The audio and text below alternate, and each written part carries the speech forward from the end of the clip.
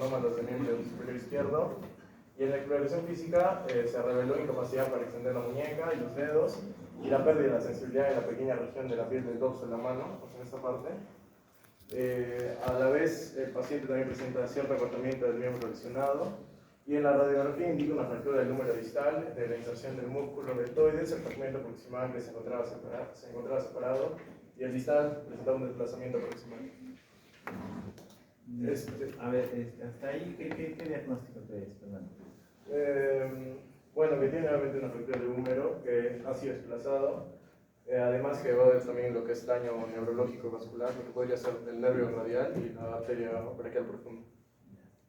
De ahí vamos a tener, obviamente, o sea, la introducción al caso, el paciente que ha sido golpeado por un palo de hockey, los síntomas que va a ser dolor, contracción, deformidad, movimientos anómalos del brazo, y bueno, ¿no? Lo que justo se mencionó, que podría ser también posibles lesiones neurológicas y vasculares y que se tienen que tomar en cuenta, ¿no? Para la estructura anatómica, tenemos que entender que... Venga más, Fernando. Del 1 al 6, un número. 5. 5. Danica, sí, ¿no? Danica. Muy bien,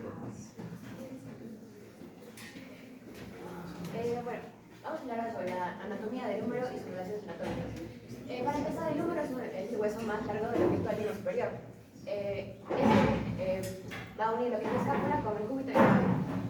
El húmero se puede dividir en tres regiones principales. La epífisis proximal, que es la que va a articularse con la cavidad glenoidea, y también va a dar lugar a diferentes distracciones de diferentes músculos, como es el supraespinoso, el infraespinoso y el glenoso menor, siendo estos también parte de lo que se llama los rotadores. Luego sigue la diáfisis del húmero, que es la parte media, y por último está la epífisis distal, que va a unir todo el resto del húmero con lo que es el cúbito y el radio. Y también va a participar en lo que es la articulación del codo. La diáfisis del húmero es una de las principales partes, debido a que en la parte posterior, se va a encontrar el surco para el nervio radial. Y el nervio radial es muy importante porque se va a encargar de inervar pues, la mayoría de extensores del brazo. Y luego también por eso se dice que tiene relación con lo que ha pasado, porque el paciente presenta mano caída, o sea, la incapacidad de poder extender tanto la muñeca como los dedos. Y de este músculo se encarga pues, el nervio radial. Además, de que es importante mencionar principalmente, por ejemplo, el músculo deltoides, ya que el deltoides se inserta en la tuberosidad deltoidea y cuando hay un desplazamiento de las fracciones óseas, el deltoides tiende a traccionar la epífisis proximal mandándola lateralmente, lo que ocasiona que el miembro superior esté como inestable y además de esto, pues obviamente pierde la función del deltoides, siendo que es uno de los que más funciones cumple en el miembro superior, siendo su función principal la de reducir, extender el brazo y también pues la flexión. En cuanto a las exploraciones clínicas, como se mencionó antes, el paciente presenta lo que es la mano caída. Y ya mencioné de que su principal problema con esto pues, es la lesión del nervio radial, ya que se encarga de inervar los extensores del brazo. Aparte de esto, se presenta una deficiencia en lo que es la función sensitiva del nervio radial. La parte proximal de la cara dorsal de la mano está inervada por una rama del nervio radial llamada la rama superficial del nervio radial, que en este caso está fallando y por ende pues, no brinda la sensibilidad adecuada. Además, el paciente también presenta una incapacidad en la extensión de las articulaciones encefálicas, lo que demuestra de que los extensores están comprometidos. Exploración, ¿no? Muy bien, muy bien. Un número también, del 1 al 8. 8. 8. No, te lo voy a contar eso. 1, 2, 3, 4, 5, 6, 7, 8. Ricardo Delgado.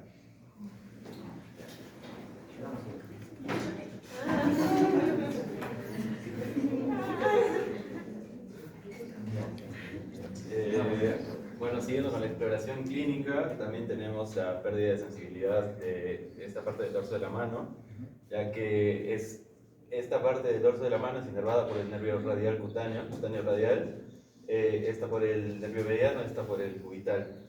También debilidad en la extensión de los dedos, por lo que ya se mencionó, que el nervio radial es el que inerva los extensores del brazo, también al extensor común de los dedos, al extensor propio del índice y al extensor largo del pulgar. Siguiente, por favor. En cuanto al diagnóstico por imagen, en una radiografía, como se puede observar acá, se nota que, bueno, en el caso clínico nos dice, ¿no?, que la parte proximal se encuentra distal, o sea, una fractura distal, y la parte distal está más proximal, ¿no? Eso es porque en esta parte el deltoides hace fuerza hacia afuera, en esta parte el bíceps jala al hueso. Bueno, se puede ver una clara interrupción en la continuidad del hueso, también el desplazamiento óseo, y bueno, esto obviamente va a afectar la movilidad del brazo, funciones, e incluso puede dañar dos estructuras muy importantes, que son el nervio radial y la arteria humeral profunda. Siguiente. En cuanto al nervio periférico afectado, como ya se mencionó en las anteriores diapositivas, bueno, acá podemos ver una mano caída, que es una clara señal de daño al nervio radial. Bueno, el nervio radial también inerva al tríceps braquial, braquiorradial, extensores del antebrazo, muñeca y dedos.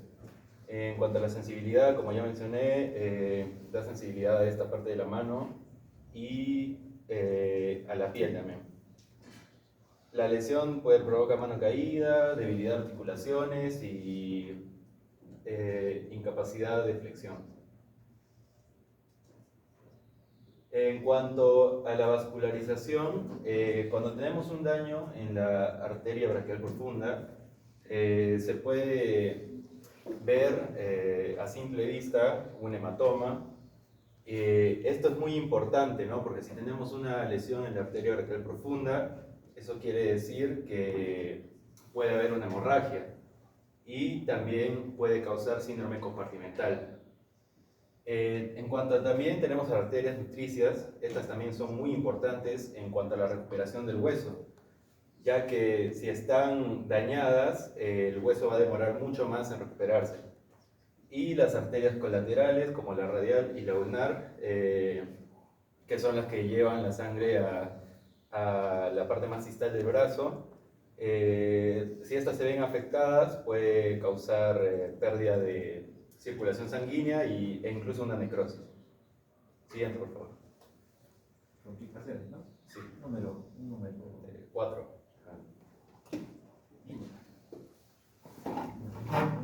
Y nos ponemos las preguntas. Ya están preparadas. Bueno, en cuanto a las complicaciones principales está el hecho de que la fractura ocurre a nivel del tercio medio del húmero. Eso quiere decir que compromete a la arteria humeral profunda y de esa manera es como esta va a generar un hematoma y luego posteriormente el hematoma va a acumular sangre en esa zona, generando así un síndrome de compresión muscular. Con respecto a la isquemia, si no hay una correcta perfusión, se va a dar una isquemia, que es una mala perfusión, y esta puede derivar en una necrosis, la cual es la muerte celular y una posterior amputación, lo que sería. Con respecto a la mala consolidación ósea, se necesita una buena irrigación para que se dé una curación ósea correcta. De no ser así, se prolongará. Con respecto al análisis del impacto en la extensión del codo, muñeca y dedos, tenemos en la extensión del codo principalmente al músculo tríceps braquial, el cual es inervado por el nervio radial. Luego también está en la extensión de la muñeca al extensor radial largo del carpo, el extensor radial corto del carpo y el extensor cubital del carpo, inervados también por el nervio radial. Y con respecto a la extensión de los dedos está el extensor de los dedos, el extensor del índice, del meñique, también inervados por el nervio radial. Bueno, principalmente acá en la relación con los músculos extensores del antebrazo inervados por el nervio radial, tenemos como principal extensor para extender el codo al tríceps braquial, ayudado por el anconio, y otros músculos también importantes en el antebrazo con sus diferentes movimientos. Con respecto al manejo y tratamiento de la fractura, tenemos dos tipos de tratamiento. El primero es el conservador, el cual se aplica a pacientes los cuales sufrieron un desplazamiento, pero muy poco o tal vez nulo, en el que se le aplica una férula en 90 grados, una férula braquial en 90 grados, para luego darle un cabestrillo y luego hacer un seguimiento radiográfico y también una rehabilitación. Con respecto al tratamiento quirúrgico, lo que se hace es en los pacientes que tienen un desplazamiento mayor o que hay mucha inestabilidad. Aquí se aplica la reducción abierta y la fijación, ya sea con placas o tornillos, y en el caso de que sea muy grave, se aplica una fijación externa o con prótesis. Con respecto a los tiempos de recuperación, tenemos la consolidación ósea de 6 a 12 meses, la funcional de 3 a 6, en el quirúrgico la ósea de 6 a 10, la funcional de 4 a 6. Y ya estarían las conclusiones, donde, se concluye de que en esta fractura las estructuras comprometidas serían nerviosas y vasculares, principalmente la arteria humeral profunda y el nervio radial. También se concluye de que una lesión en esta zona es bastante peligrosa, puesto que la arteria humeral profunda es aquella que da una irrigación principal en esta zona. Y eso es todo. Muchas gracias.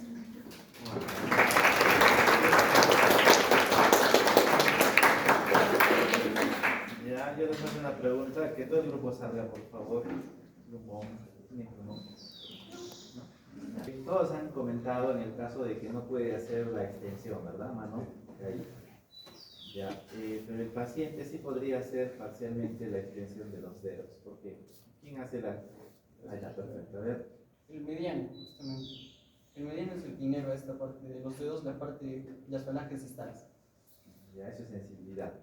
Bien, motor. Estás bien en sensibilidad. ¿Por qué hace quién se encarga de hacer parcialmente extensión de los dedos? Falanges. ¿Alguien ha leído? ¿Cómo? Le salvó su compañera. ¿Cómo te llamas? Danica. Ya, entonces los lumbricales. ¿Cuál es la acción de los lumbricales? Y la acción de los interóseos. Entonces, vamos a hablar primero de los lumbricales que su compañera dijo, ¿no? Hacen parcialmente la extensión y hacen la flexión, realmente, pero extienden la extensión.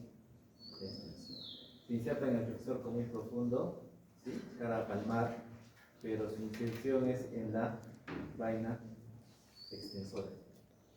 Entonces, esos lumbricales vienen de la cara palmar y se van a la parte extensora.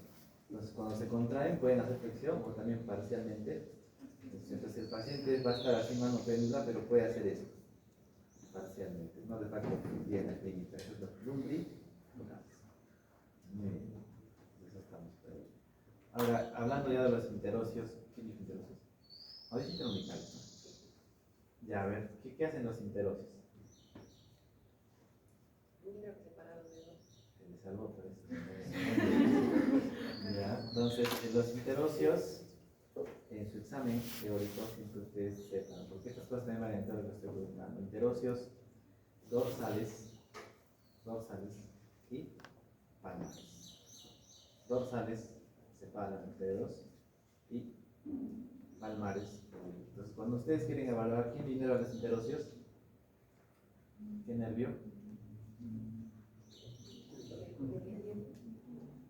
Eso no va a estar usando en su evaluación de ahorita, pero ¿quién? Mediano, interóseos. Es la rama profunda del cubital. ¿Ya? Están comunes con los lumbricales. Los lumbricales medianos, los medianos cubitales. ¿No? Los dos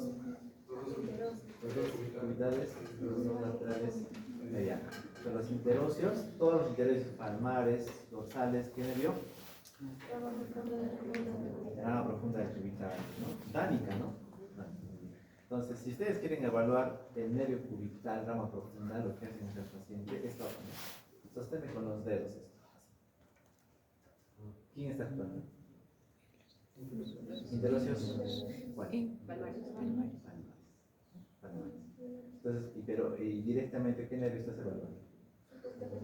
Claro, ¿no? Así se evalúa la nervio público. Es una cosa tan sencilla, ¿no? Pero que está con lesión no va a poder hacer eso. Se le va a caer la hoja. Se le cae. ¿Sí? Ya. Con eso ya están. A cada grupo le va a hacer 2 preguntas. Mínimo. Con eso ya pasaron. Han mencionado la flexión del codo, se puede dañar, ¿no? ¿Cómo te llamas? Claro. Ricardo, ¿no? Dijiste que la flexión del codo puede dañarse.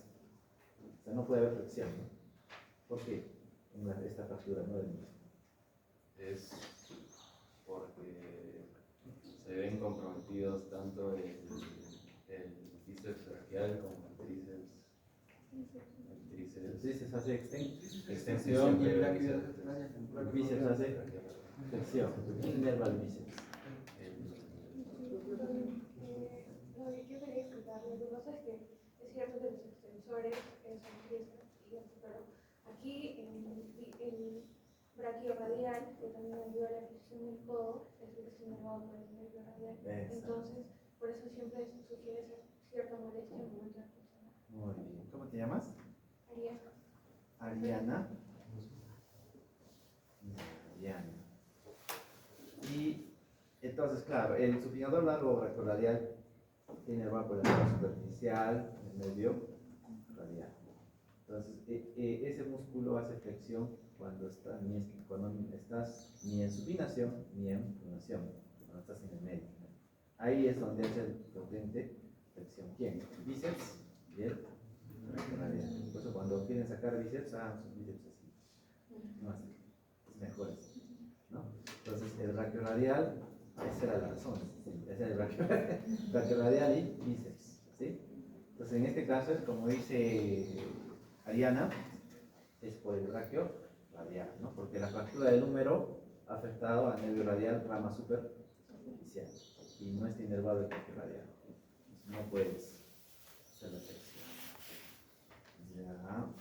Hasta ahorita todos tienen 3 puntos, excepto ella que tiene 4. Voy a hacer una pregunta más. Tú ya no contestes, no necesitas. Y entonces la arteriomedular profunda, ustedes han hablado, puede estar afectado. ¿Compromete o no compromete la irrigación? Sí, ¿por qué? Si no, ¿por qué?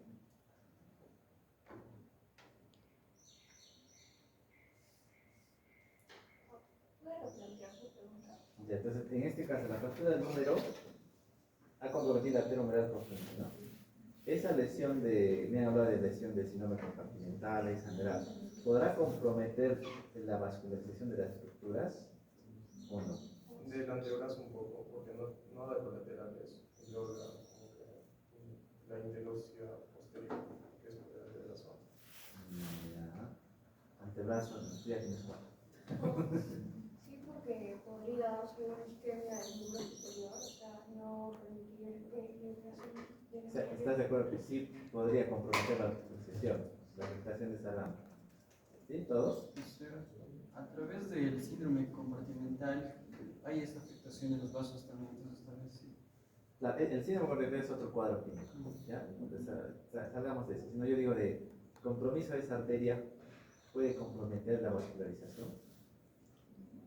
Anatómicamente, el nervio radial pasa por el canal radial y es donde justo la arteriomedular profunda está acompañada con el canal radial. Entonces supongo que podría dar diversas ramas a los músculos, entonces de cierta forma sí podría afectar la vascularización.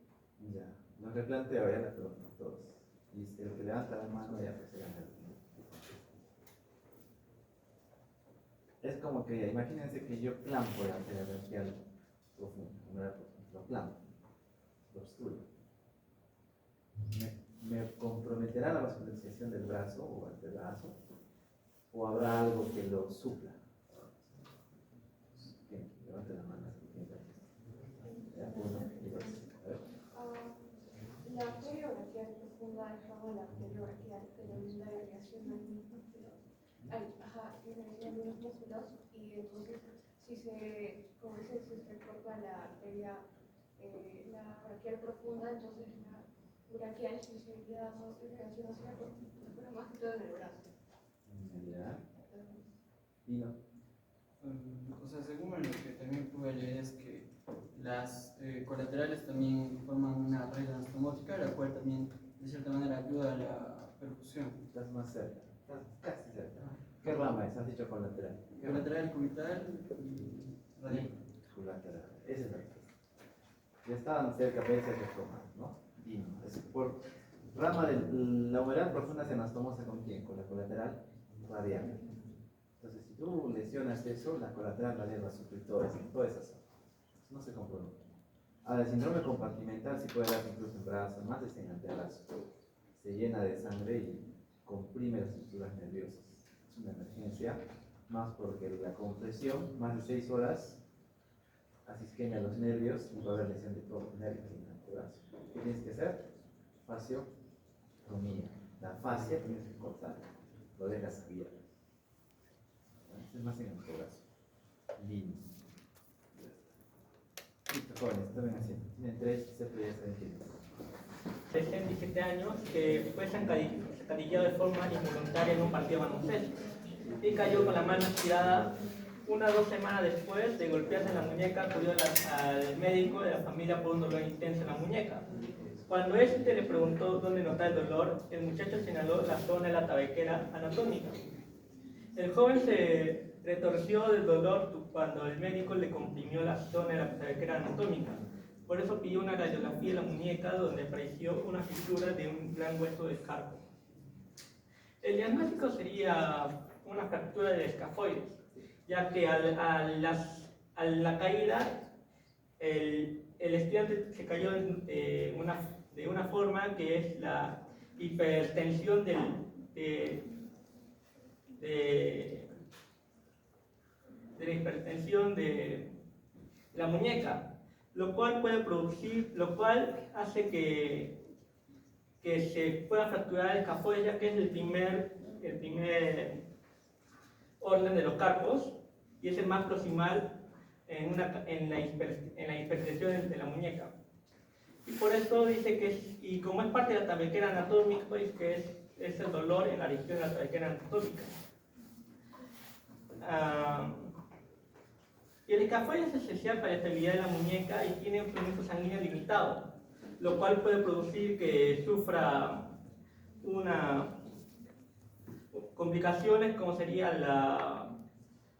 la necrosis avascular, que sería muerte del hueso. Ya. Número, Sebastián. Número 5. 5. María José.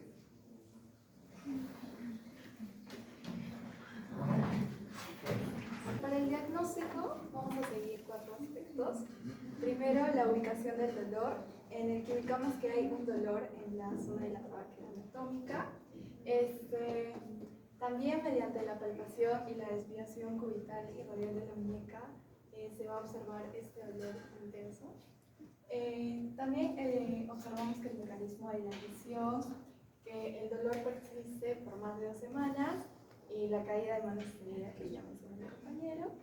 A la exploración física observamos dolor en una palpación profunda de la tabequera y también vamos a realizar la prueba de hueso, en la cual en la tabequera anatómica de esta forma vamos a presionar y si hay dolor significa que es positiva.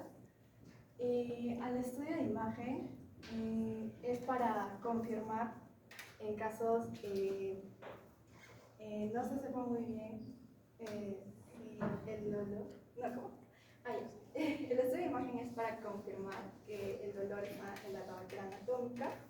En este caso vamos a hacer una radiografía para notar la fisura del escafoides y en caso que no se note la fractura al principio, el protocolo clínico indica que primero debemos inmovilizar la zona y luego, después de 10 a 15 días, volvemos a hacer una radiografía o una resonancia. Número María José. Tratamiento, es importante saber en qué grado está la fractura, ya que si es muy grave se va se va a requerir de una intervención quirúrgica. Caso contrario, solamente vamos a tener que inmovilizar el dedo en la mano para que no haya más fricción y no cause otros tipos de consecuencias graves. A lo que vamos a acudir, primero para el dolor vamos a darle analgésico para calmar un poco el dolor. Y también vamos a colocar un yeso para que de esta manera quede inmovilizado. En casos de una fractura con desplazamiento, sí se va a necesitar de una intervención quirúrgica. Donde se va a inmovilizar el escafoides con un tornillo. De esta manera va a garantizar que el fragmento del escafoide se alinee adecuadamente. Estructuras anatómicas. Bueno, es importante saber que por acá, haciendo esta posición se va a denotar la tabaquera anatómica, el cual va a ser una depresión triangular que va a estar en la zona radial dorsal de la mano. Este tiene límites. En la zona medial está el tendón muscular del extensor largo del pulgar. En la zona lateral, también el abductor. También en la zona lateral está el tendón del músculo separador largo del pulgar y del corto. Está usando la distracción, ¿no? Pues. Sí. Porque el medial solo es extensor largo, ¿no? Aunque lo estuve buscando porque así me dijeron, pero me parecía en Wikipedia, pero bueno. En la superior está la apófisis del escafoides, del estiloides del radio. En el piso sí está el escafoides, está el trapecio y en el pecho está la piel y las redes superficiales. También hay un cierto contenido que vendría a ser la arteria y el nervio, la rama del nervio la rama superficial del nervio radial. El hueso de escafoides es un hueso corto con una curvatura de forma de barco y se ubica en la primera fila del carpo en la zona proximal. Algo importante, y lo damos como un tip o algo así, se hace llamar como la dama traicionera del carpo, ya que su fractura o cualquier intervención que tenga este hueso es difícil de hallar y a veces se da después de un tiempo. O sea, no se detecta inmediatamente.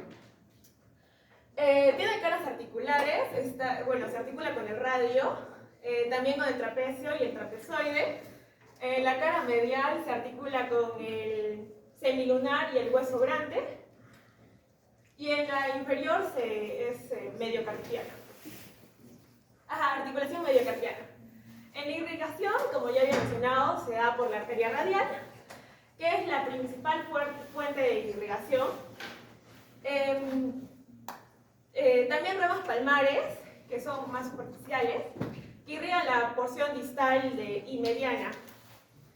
En la inervación se da por el nervio radial, que le va a aportar sensibilidad con su rama superficial, la piel de la tabaquera y, en la tabaquera anatómica. Y el nervio mediano, que va a inervar el músculo para que pueda moverse, y también es donde se puede ver la afectación si implica de alguna afectación por la caída de la fractura.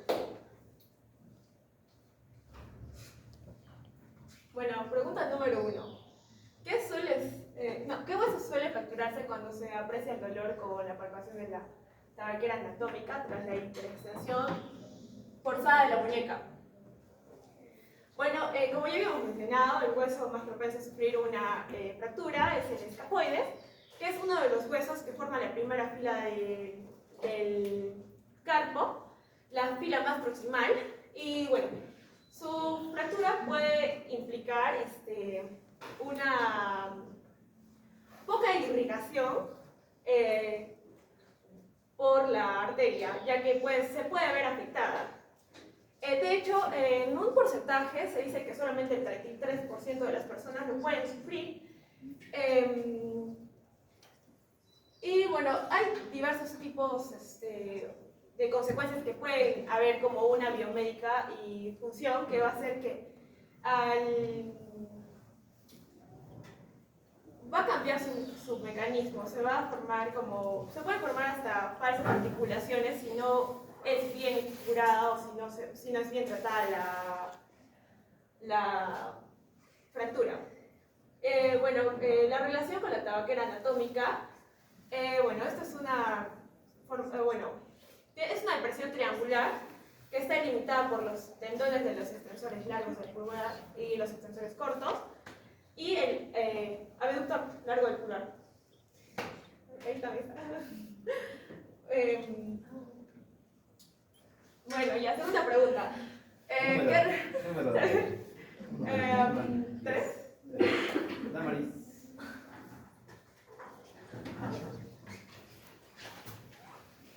Vamos a continuar con la pregunta 2, el cual nos dice que ¿por qué resulta difícil detectar la fractura de este hueso?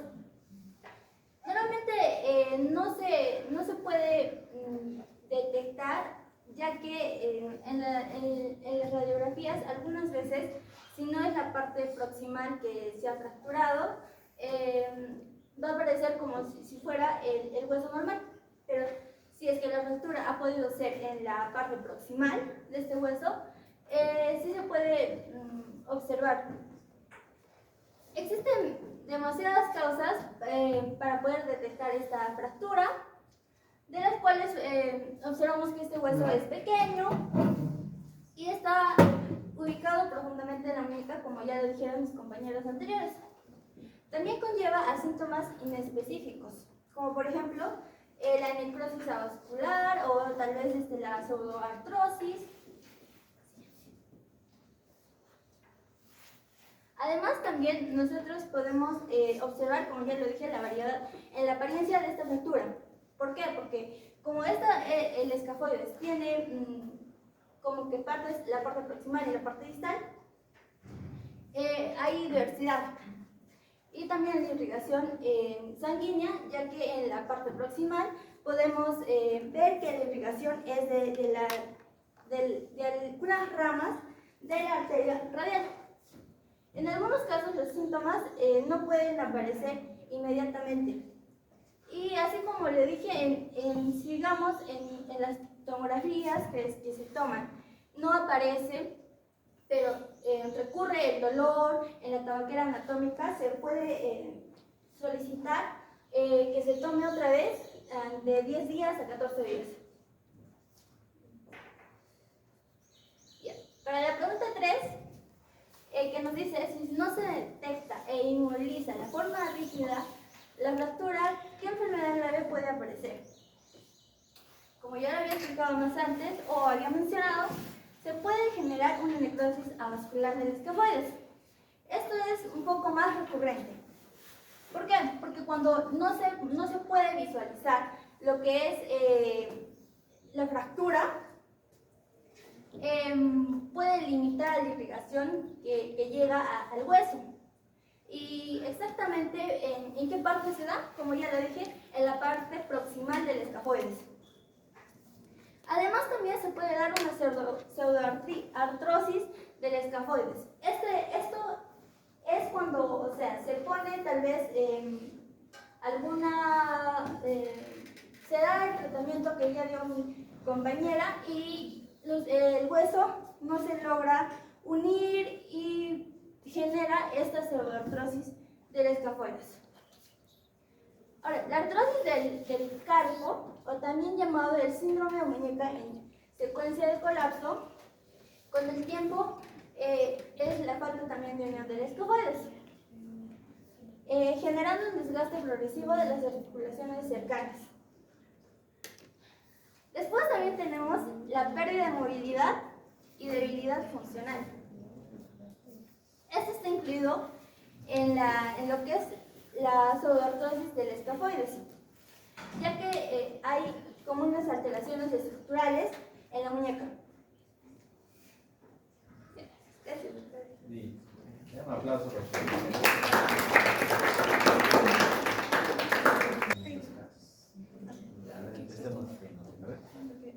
Más que nada tenemos que tener en cuenta de que la vascularización del escafoides, como dijeron mis compañeros, se divide por proximal y distal.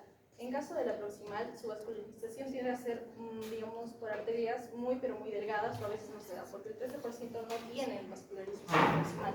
Entonces, al no haber esta vascularización proximal, se produce, bueno, no hay nutrientes, no hay oxígeno y se pudre esta parte del hueso.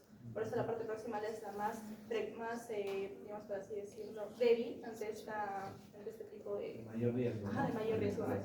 ¿Qué porcentaje existe? 13% que no presentan irrigación vascular. A ver, aumentando esa pregunta, ¿cómo es la vascularización del escafoide? ¿Cuántas ramas tiene? La vascularización del escafoides, bueno, más que nada, bueno, para la superficial se da por la arteria radial que tiene la palmar y la dorsal. Pero usualmente la palmar es distal, el tercio distal, y la dorsal es medial y proximal. Es lo común, ¿no? Ajá, lo O sea, común. lo común es que tenga un ramo distal, un ramo Y otro proximal. proximal. Pero es palmar y... ¿Cuándo existe necrosis vascular? Ya. Porque yo les pongo la figura, Claro. ¿no? Tienen dos ramas, ¿no? Proximal y distal, tienen su rama. Se fracturan, tienen su rama. No habría problema. Claro, el problema es que cuando hay la fractura, se va a ver una movilización brusca, permitiendo que esto se rompa o no permita el flujo normal. O sea, no va a permitir de estas ramas el pasaje normal, lo que va a hacer que se quede sin nutrición sanguínea, a lo que va, bueno, como consecuencia se va a dar la necrosis del hueso. Bueno, la necrosis del lugar en realidad. ¿Qué más quiere vascular? Acotando a lo que dijo mi compañera, ¿por qué es que, o sea, se da la necrosis vascular? Porque exactamente la irrigación se da en forma retrógrada. Va en lo que es, o sea, su trayecto es en forma distal, pero la irrigación se da en la parte proximal. Ya estamos cerca, pero hay algo, incluso en tu libro dice. ¿Alguien? Es porque como no va a haber irrigación, o sea, solamente se va a quedar la irrigación en la parte proximal, pero no distal, entonces lo que se va a ver más afectado es esa parte, o sea, la distal. Por eso digo, ¿no? Si tienen dos ramas no habría problema. Si se separan los dos, tienen sus ramas. ¿Por qué habría necrosis vascular? Podría darse porque, bueno, hay fractura del hueso y la parte, digamos, proximal se va a desplazar. Considerados en caso que se desplace, entonces puede obstruir ese flujo de esas ramas. Entonces, de esa manera no llegan. Porque no es suficiente lo que una rama no le da. Porque es limitado, o sea, no es suficiente, no le va a alcanzar. Ajá, o sea, no va a ser suficiente para nutrir a todo el hueso. ¿Alguien del salón o del grupo? La arteria radial, la principal, se puede sufrir debido a la fractura. Después se puede...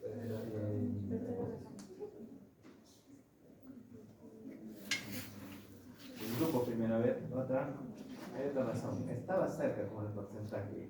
Historia, ¿no? Pero a ver,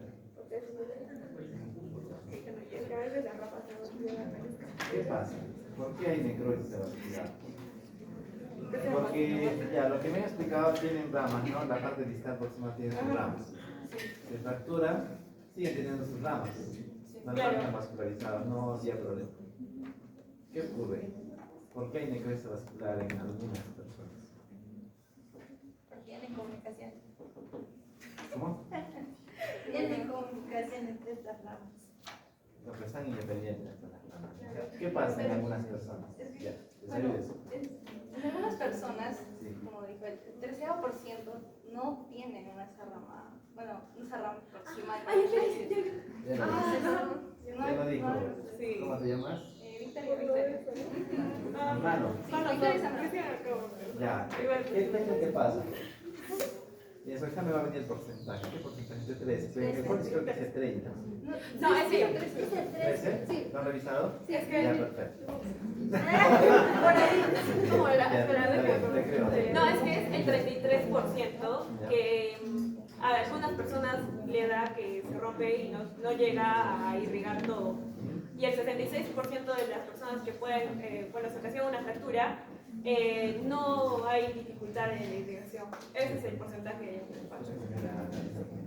Entonces, la razón es por que estaba hablando Victoria, algunos pacientes no tienen esas dos ramas. No tienen el ramo distal y proximal, solo tienen el ramo distal. El proximal depende del distal. Y como la circulación es retrógrada, como dice, entonces solo depende del distal y retrógradamente va a ir al proximal. Entonces, si hay fractura, este proximal ya queda sin ningún ramo que te y ahí ocurre la necrosis. Entonces, en algunas personas que no tienen los dos ramos proximales, solo los que tienen el ramo distal tienen riesgo de hacer necrosis. ¿No? Ya. Estoy hablando cosas. Esto es para su examen, también a jóvenes, es para su examen. Qué coherencia. Ya listo, ahora otro. ¿Qué decía? No.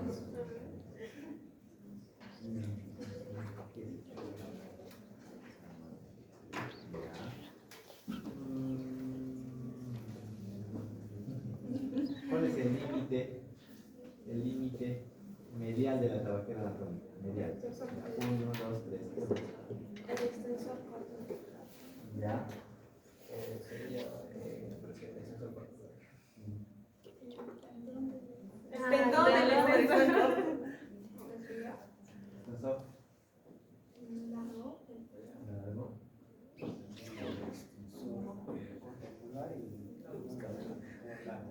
¿Cómo te llamas?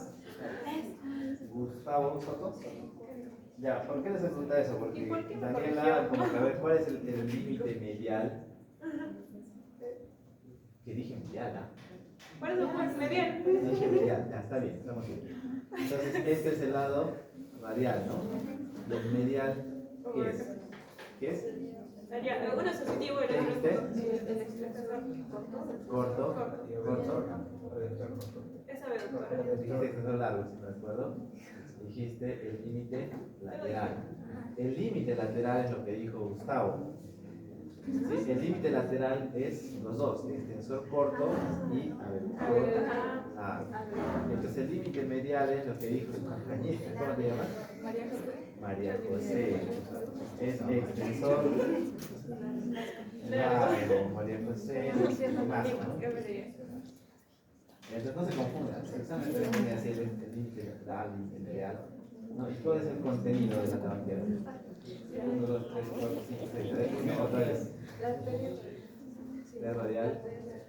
La arteria y el nervio también. Y el nervio. La arteria radial y el ramo superficial. ¿Quién más dijo? No. La arteria radial y el nervio radial superficial. ¿Qué más me iba a dar? La arteria radial, la rama superficial y el nervio radial. De rama superficial de la arteria radial y el nervio radial. Es lo mismo. Punto para todos. Es la arteria radial Y su ramo superficial del nervio radial. ¿No? Te lo he dicho. Gustavo. ¿Cómo te llamas? Eduardo, Gustavo y él. ¿Sí? Eduardo, ¿no? Y Gustavo. Gustavo se recuerda. Listo. Ya saben quiénes tienen por quiénes tienen. Ya está bien. Vamos a dar una pequeña introducción. Como sabemos, en el miembro superior, específicamente en la articulación del hombro, tenemos gran movilidad y esto puede producir diferentes patologías que pueden afectar justamente en esta articulación. Una de ellas es la del pinzamiento subacromial, del cual vamos a hablar, que también se le puede conocer como el arco doloroso o tendinitis. Siguiente. Para el caso clínico nos presentaron a un hombre de 65 años que tenía los siguientes síntomas. Tenía dolor sordo, que se refiere como un dolor constante que ha estado progresivamente molestándolo. Esto fue durante la noche al levantar su brazo.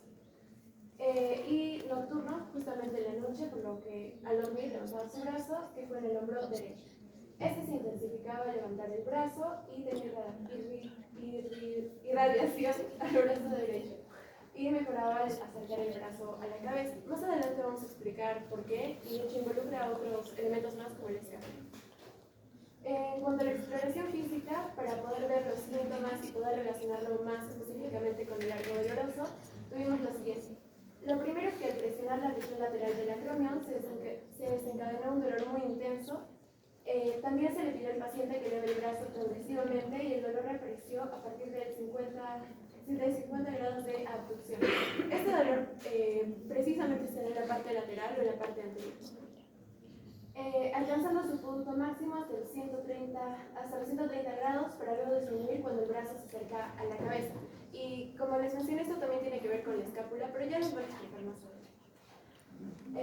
¿Qué lesión inflamatoria provoca este arco doloroso de Muy bien, separación? Dulce. Otro número, Dulce. Número, perdón, así. Sí. Pablo Riquelme.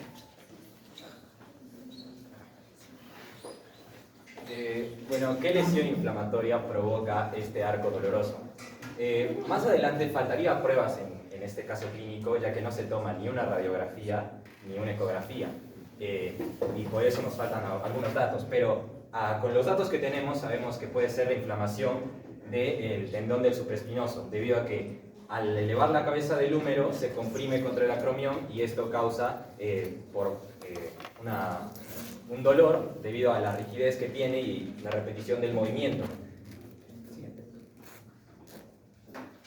Bueno, para seguir hablando de esto tenemos que saber un poco de la anatomía del hombro. Primero, todos los músculos que participan en el manguito rotador, que es el supraespinoso, el infraespinoso, el subescapular y el redondo menor. Su inervación, obviamente, del supraespinoso y el infraespinoso, el nervio supraescapular, que proviene de C5 y C6, del redondo menor, el nervio axilar, y del subescapular, obviamente, el nervio subescapular superior e inferior. Sus funciones, más o menos hay que sentarnos en el músculo supraespinoso, que su función es la abducción inicial, básicamente de 0 a 15 grados, y ya de ahí deriva su función al deltoides. Otras estructuras importantes sería el acromion, obviamente, la cabeza del húmero, etc. ¿Qué saco sinovial agudizaría el dolor si se inflamara? Obviamente la bursa subaracromial, la cual se encuentra en esa articulación y debido a la fricción también se puede inflamar, o también por el desgaste, ya que nuestro paciente tiene 65 años, ¿no? Siguiente. Como ya comenté, la función del supraespinoso era la abducción inicial de 0 a 15 grados. También se encarga de estabilizar la cabeza humeral en la cavidad glenoidea. ¿Por qué provoca tanto dolor la compresión del hombro lateral al acromion? Como ya mencioné y creemos, es la tendinitis del supraespinoso. Esto libera nociceptores, los cuales agudizan mucho el dolor, y esto es lo que provoca, ¿no?, que nos duela al levantar. Por último, explicándola anatómicamente, el pinzamiento subacromial.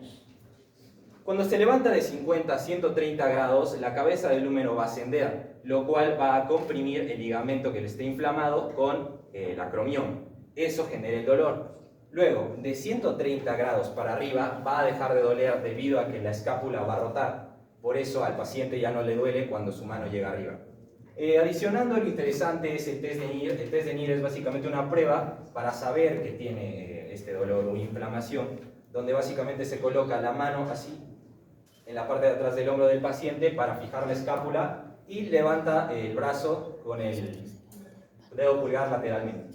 Cuando llegas acá arriba, si no siente ningún dolor es porque no tiene ninguna lesión, y si sí es porque puede ser o la inflamación del tendón o la inflamación de la bursa subacromial. Siguiente. Ahora, número. El 3. Claudia. Bueno, tenemos el diagnóstico clínico. Bueno, la anamnesis, son los síntomas que ya presenta el paciente: el dolor nocturno, el dolor al levantar el brazo y la irradiación.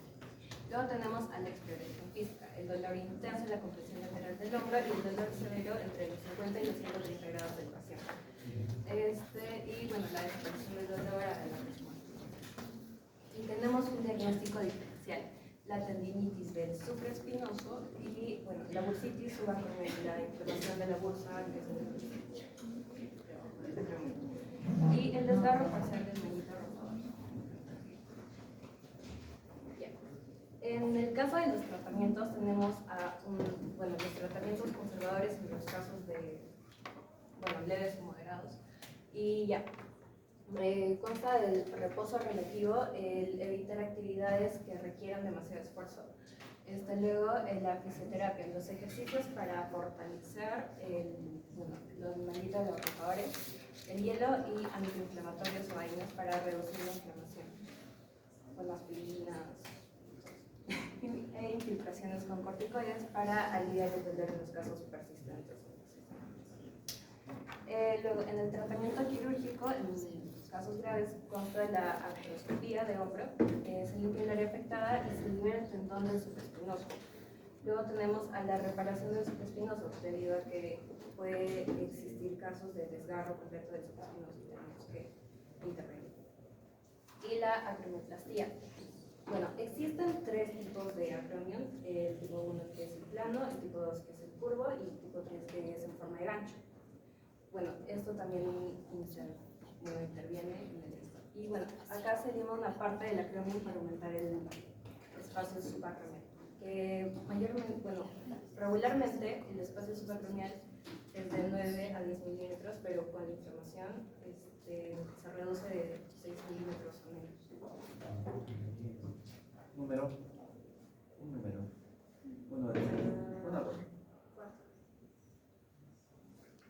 Así. Quedan las conclusiones, porque vamos a recapitular un poco. Nuestro paciente llegó con un dolor agudo al momento de levantar el brazo, más que todo de las noches que esto le dormía. Así que, debido a que, como mi compañero explicó, no se realizaron muchos estudios para identificar realmente la causa, pudimos descartar o decir que fueron posiblemente 3, que es la tendinitis del supraespinoso o la bursitis del subacromial, o posiblemente un leve desgarre de alguno de los tendones del músculo del manguito rotador. Aplicamos los diferentes tratamientos que tenían, entonces recalcamos la importancia de este espacio, debido a que normalmente este espacio se ve como la articulación es bastante móvil. Tenemos en cuenta de que la bolsa nos ayuda mucho a lo que es el movimiento, ya que es una bolsa que está rellena de líquido, lo cual permite el movimiento. Pero en el caso de nuestro paciente, al parecer, o es posible que se haya desgastado, por eso también decimos que puede ser una inflamación de la bolsa supracromial o el desgarro. No sé mucho qué decir, la verdad, ya dijeron todo. Gracias. Un aplauso. Pero ustedes tienen que, como futuros médicos, van a aprender semiología. Igual, no es un varón, 65 años, más probable es que haya desgaste o calcificación del tendón del supraespinoso. Entonces es lo que me están diciendo más o menos. Sí, doctor, también quiero aclarar que algo que es muy básico y no se tomó es el peso. No dice el peso, y si tuviera obesidad también es un caso para el desgaste de los tendones. Ya, está bien. Y si habría una calcificación del tendón del supraespinoso, ¿qué más podría causar eso? Levante la mano. Está calcificado. La restricción del movimiento no podría ni siquiera, a pesar de... ¿Qué es lo que le está causando? Además de eso. Ahora sí lo puede levantar, a pesar del dolor, sí lo puede... Ah, pero es pérdida de la función. Ya, parcialmente, más de por dolor. Pero además de eso, ¿qué te causa?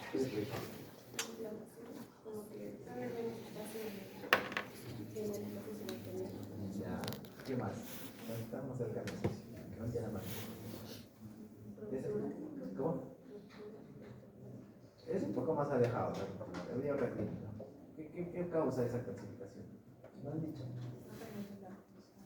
No han nombrado. ¿Qué lo dijeron?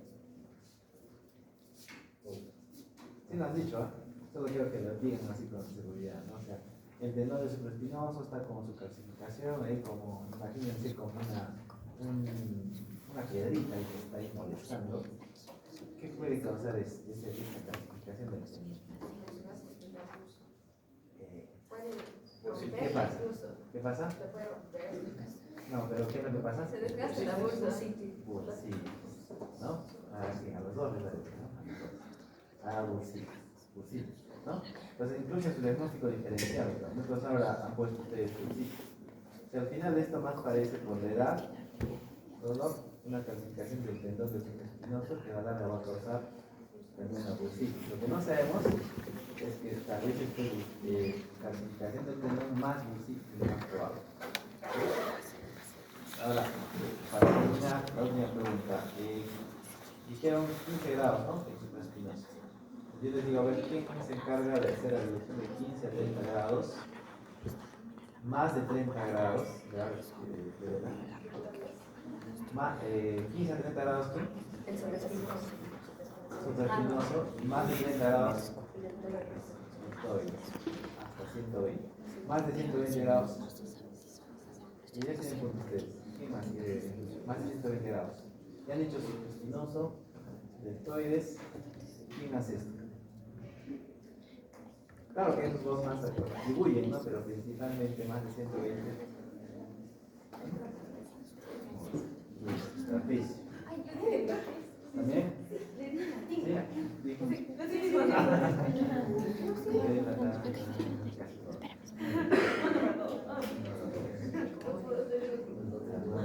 Casi todo. Fiorella, Pablo, ¿cómo se llama? Ashley.